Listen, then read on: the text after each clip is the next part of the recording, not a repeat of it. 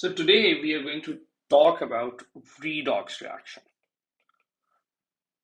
It wouldn't be wrong to say that redox is one of the biggest groups of chemical reactions that happen.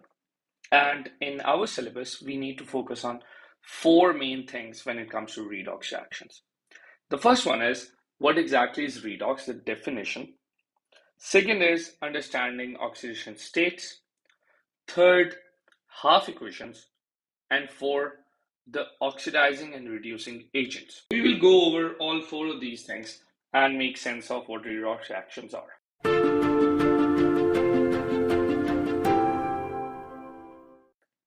So at the heart of it, redox, as the name suggests, it's basically a portmanteau of two words, reduction and oxidation.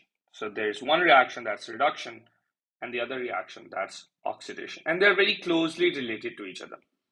Now, the definition as it goes is that reduction and oxidation can be linked to four main things.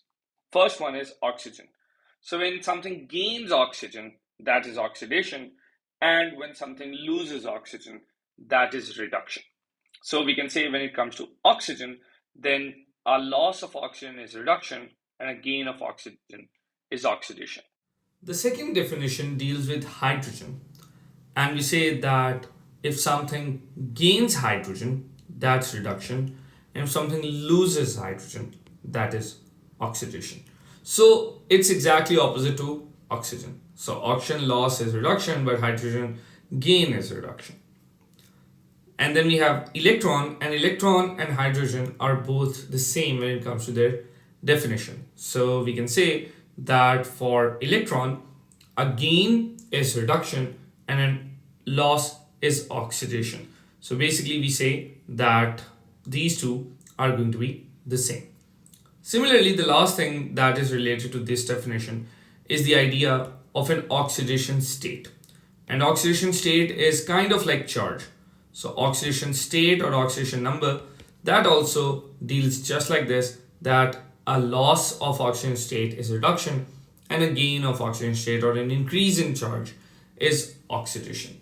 So let's look at a few reactions and we'll see. For example, if you burn any element, let's say we are burning carbon, then carbon burns with oxygen to produce CO2.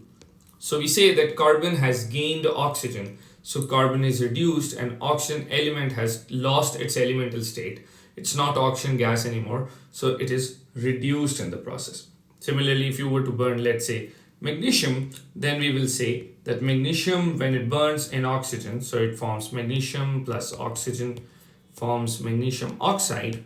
Notice that the formula is MgO because magnesium is positive 2 ion and oxygen is negative 2 ion, and that's how the formula balances out.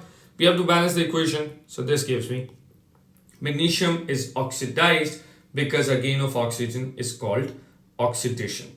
Now, the opposite would be true for reductions. For example, if we take copper oxide and we react it with hydrogen gas, then what happens is that because hydrogen is more reactive than copper, hydrogen takes the oxygen from it, makes water and copper. So we say that copper has lost oxygen. So this means that a loss of oxygen is reduction. So copper oxide is reduced. Notice that I'm saying copper oxide is reduced, not just copper. And hydrogen gas has gained oxygen. So that means hydrogen is oxidized. Now, it doesn't always have to be with relation to oxygen.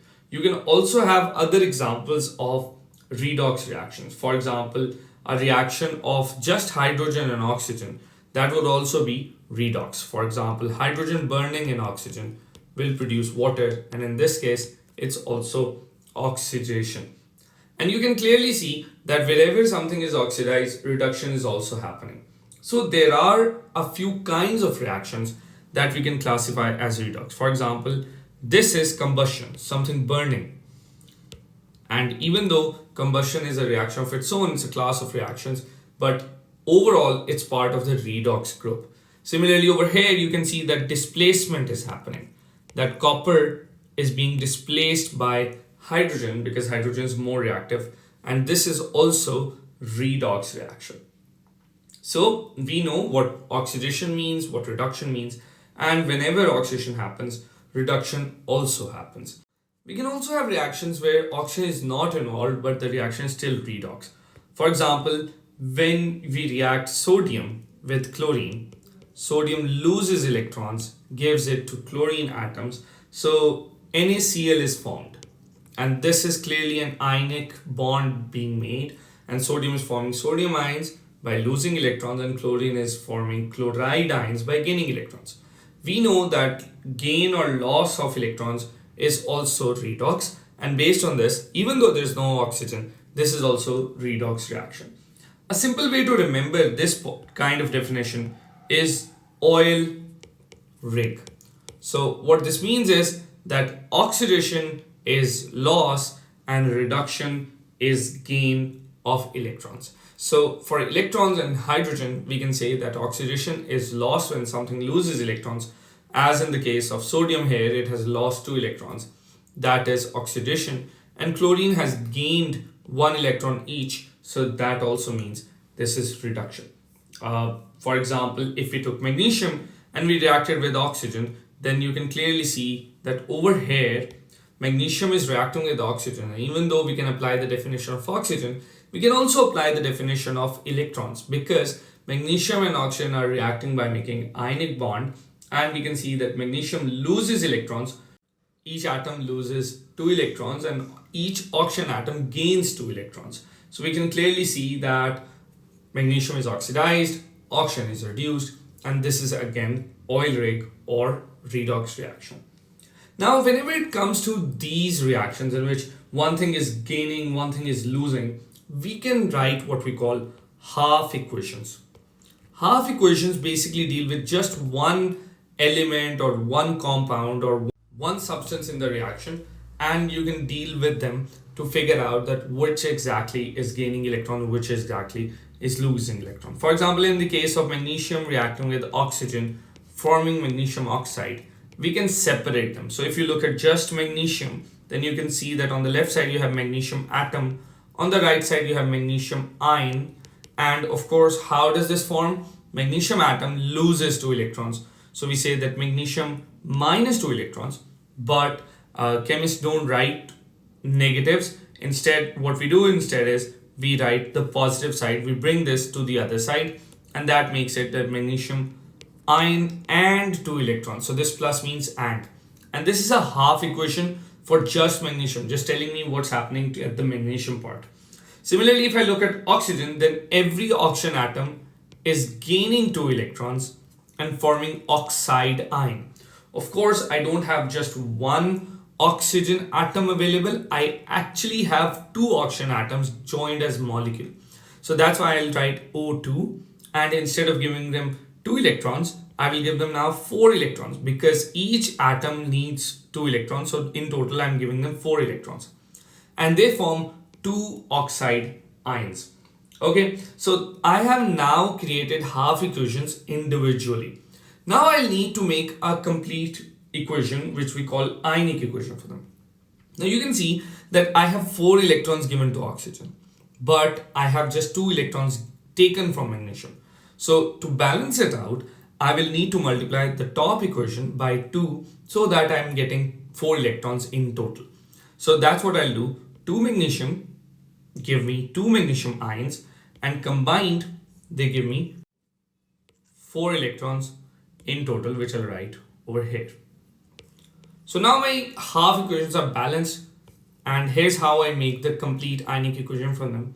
Just write the left side as it is.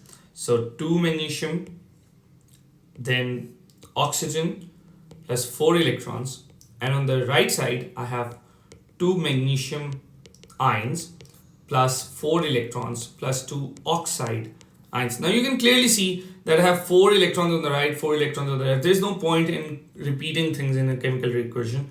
So we cancel this one out because it's balanced on both sides. So now I'm left with 2 magnesium atoms reacting with oxygen, giving me 2 magnesium ions and 2 oxide ions.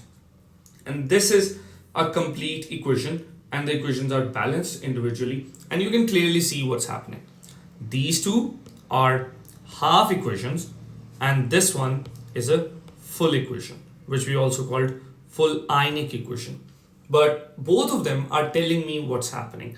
You can clearly see that in the case of oxygen over here, oxygen atom has gained 2 electrons. So this is reduction, because oil rig reduction is gain, and magnesium atom has lost 2 electrons each, and that means it is oxidized. So we say oil rig oxidation is lost, so magnesium atom is oxidized.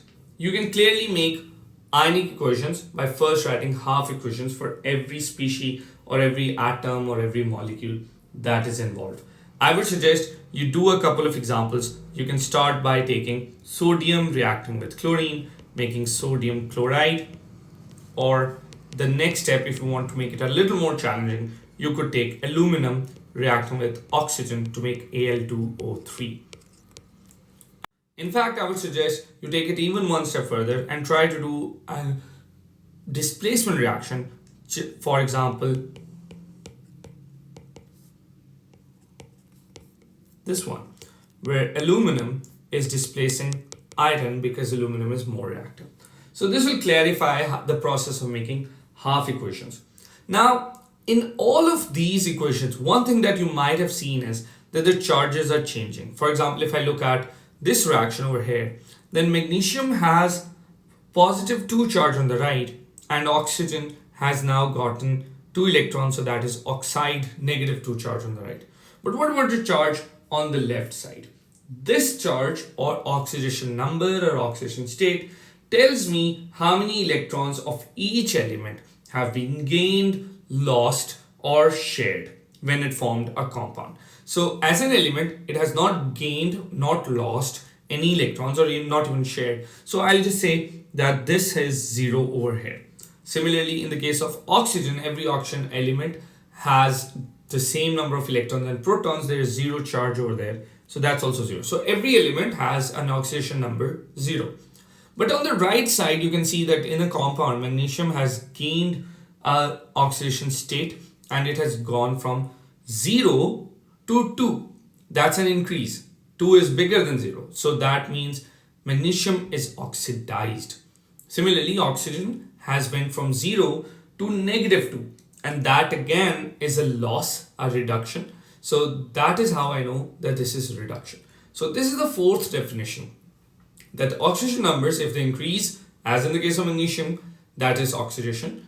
And you can identify oxidation numbers, and based on this difference, that what happens to oxidation number during a reaction, we can actually identify where reduction is happening and where oxidation is happening. Now these oxidation numbers, there is a very simple way of assigning them. In the periodic table, you know about group numbers. So many elements have the same oxidation number as their group number or related to their group number. For example, hydrogen is always going to be +1 in our syllabus. There are very few compounds in which hydrogen gets -1, and usually you won't see them at this level. Similarly, group 1, whenever we see them, they will be +1. Again, because they have 1 electron in the last shell, they're losing them. Group 2, when you look at them in our syllabus, you will see that they are +2. Similarly, aluminum will be +3, and that's from group 3. Similarly, non-metals gain electrons, so they usually get negatives. So for example, group 7, if you look at them, the halogens, they will form -1 in our syllabus. And there are other oxidation numbers that they have, but we usually don't encounter them in O levels or IGCSE. Similarly, oxygen, wherever we see them, usually oxygen's ions will be -2. But there are peroxides. For example, you might be familiar with H2O2, in which this is not -2. So there are peroxides in which it is not -2. Now, all of this we can figure out from the periodic table. For example, oxygen is group 6, so group 6 will gain 2 electrons to become 8, and that's how we know this is -2. But there are transition metals which have variable oxidation number or variable oxidation state. And for some of them, we need to memorize. So for example, we know iron can be +2 or +3. Similarly, copper can be +1 or +2. and we need to know about +2 in particular for copper. Similarly, manganese, you might be familiar with KMnO4, which is manganese has +2, +4, and sometimes +7 as well. And the most important one for our syllabus is this +7(1), and I'm underlining the rest as well, which are most important for us. Similarly, chromium can be +3, and that's important in our syllabus. There are others as well. For example, chromium 4 also exists. Now, there are some elements which are part of the transition metal in the periodic table, but they're not technically transition metals, and you need to memorize their charges. So zinc is one of them. Zinc is +2, and you can see that zinc compounds are white, which means that they are not colored, and that shows that zinc is not behaving like transition metals. Similarly, scandium is also not a typical transition metal, and the charge is +3. During a reaction, these oxidation numbers can change, as you have seen in the example of magnesium. Let me take another example. Let's say I have iron reacting with sulfur, and it forms iron 2 sulfide. Now, in this case, I might not know the oxidation number of iron because iron is transition metal. So let's start by assigning these charges. So iron is 0 because it's an element, every element is 0. Sulfur is 0 as well because right now it's an element. Now on the right side, I might not be familiar or might not know about the iron because it's transition. But I do know that sulfur is in group 6, and group 6 will be -2. And that means to make it 0 overall, iron should get +2. And that's a very important idea, that overall a compound or an element is neutral. That's why if sulfur is -2, iron must be +2 to cancel its effect. And that's how I know that iron has gone from 0 to 2, so that's oxidation, and sulfur has went from 0 to -2, that's a reduction. It doesn't always happen with elements. It can happen with compounds as well. For example, let's take another example. Iron 2 chloride reacting with chlorine, forming iron 3 chloride. Now, I'm saying iron 2 and iron 3 because I already know the oxidation numbers, but let's see how we can figure it out from the equation. So right now, chlorine is an element, so that's 0. And chlorine, because it's in group 7 and group 7 is -1, so over here chlorine is -1, over here chloride is also -1. Now on the left side, I have 2 chloride ions, so if one is -1, 2 will be overall -2. To cancel that, iron must be +2. You can write +2 or 2 plus, that's acceptable. Similarly, on the right side, every chloride is -1. I have 3 of them. So this must be -3, and to cancel it out, I must have +3 for iron. Always make sure that you balance the equation. So this is balanced now. Yep. And you can clearly see that iron went from +2 to +3. That's an increase, so that's oxidation. And chlorine went from -1 to just -1. But that chloride is spectator. There is another chloride here, this one. This chloride went from 0 to -1. So while the other chloride that I'm highlighting in green, this one did not change. It went from -1, stayed at -1. The one highlighted in blue, went from 0 to -1. That's reduction. And you can clearly see that not all atoms are taking part in the redox reaction. There is some of them which we call spectator. For example, this one right now, it is a spectator. It is not taking part in the reaction. It's just there and not changing at all. Now here's the thing. You can have examples in which some things take part, some things are spectators, and using the oxidation numbers, we can identify what they are.